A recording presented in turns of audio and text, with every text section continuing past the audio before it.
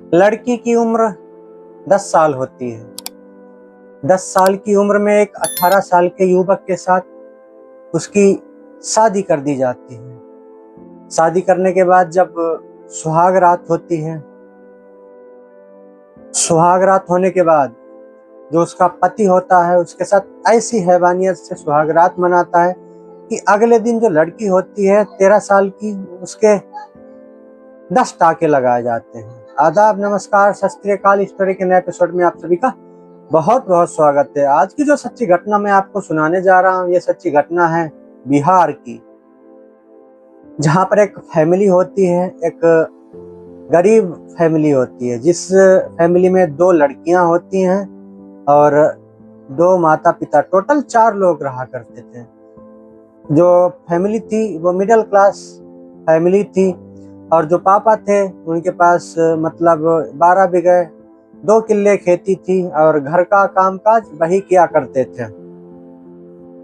जो पिताजी थे उनका नाम जसवंत था और जो उसकी लड़की की माँ होती है, वाइफ, जसवंत की जो वाइफ होती है उसका नाम होता है अनीता देवी।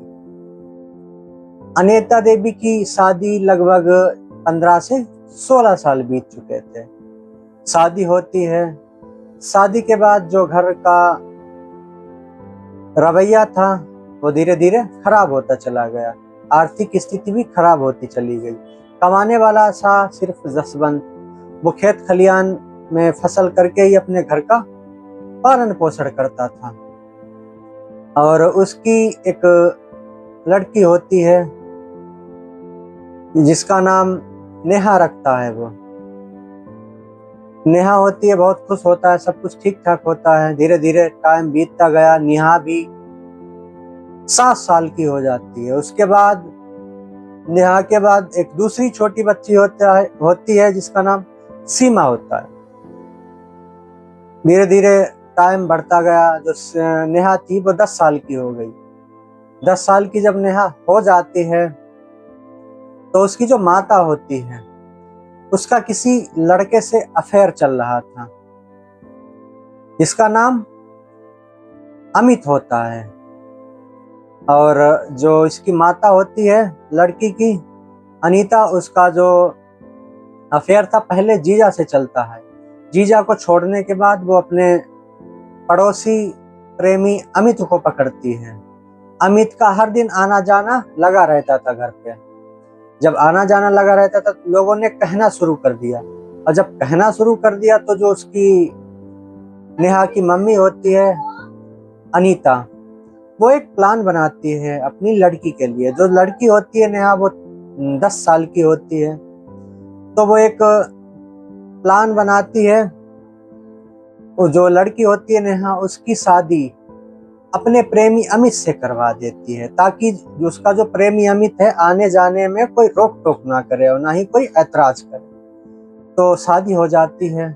शादी होने के बाद जो अमित का है वो अपनी ससुराल आना जाना लगा रहता। अपनी मतलब पत्नी जो होती है नेहा, उसको विदाई करवा के अपने घर नहीं ले जाता। ये शादी चुपके चुपके से होती है, तो आना जाना लगा रहता है।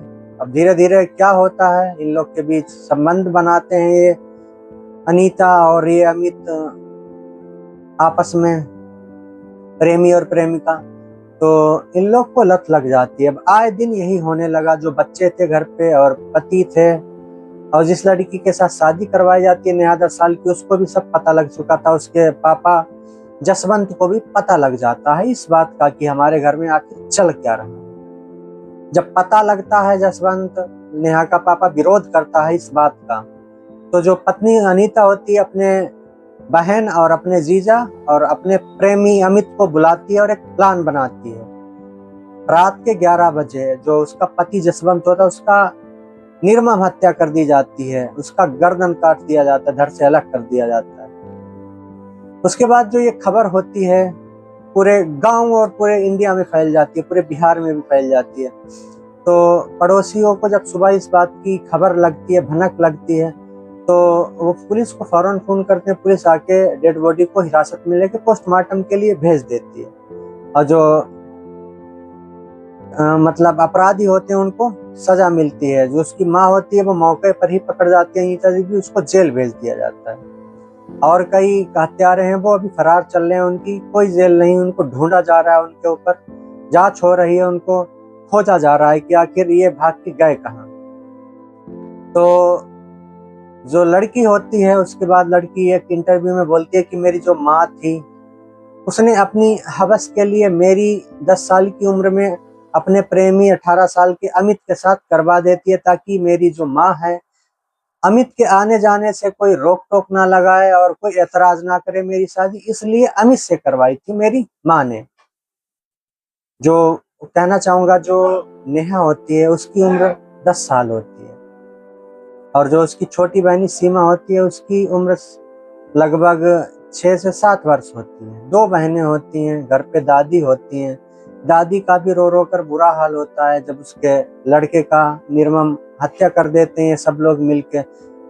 जब नहीं रहना था तो साफ कह देती कि मैं तुम्हारे साथ नहीं रह पाऊंगी, और बोल देती कि मुझे तुम्हारे साथ नहीं रहना है, मुझे तलाक दे दो। किसी के माँ के बेटे की हत्या करना क्यों कर रही है आपने हत्या, मतलब उस लेडीज ने क्यों हत्या करी? अगर नहीं रहना था तो डिवोर्स ले लेती। किसी का जो लाल है उसको छीनने से तुम्हें क्या फायदा मिल गया? तो ये कहानी जो है बहुत दुखदाई है। और आप लोगों की क्या राय है कमेंट करके जरूर बताइएगा। स्टोरी अच्छी लगी हो, अगर इस बेटी और इस दादी को इंसाफ दिलाना चाहते तो कमेंट में जस्टिस फॉर जसवंत लिख के कमेंट जरूर करिएगा। स्टोरी अच्छी लगे तो चैनल को सब्सक्राइब, वीडियो को लाइक कर दीजिएगा ताकि मेरा हौसला बढ़ता रहे। इस कहानी को सुनाने का उद्देश्य आपको परेशान करना नहीं, आपकी भावनाओं को आहत पहुंचाना नहीं।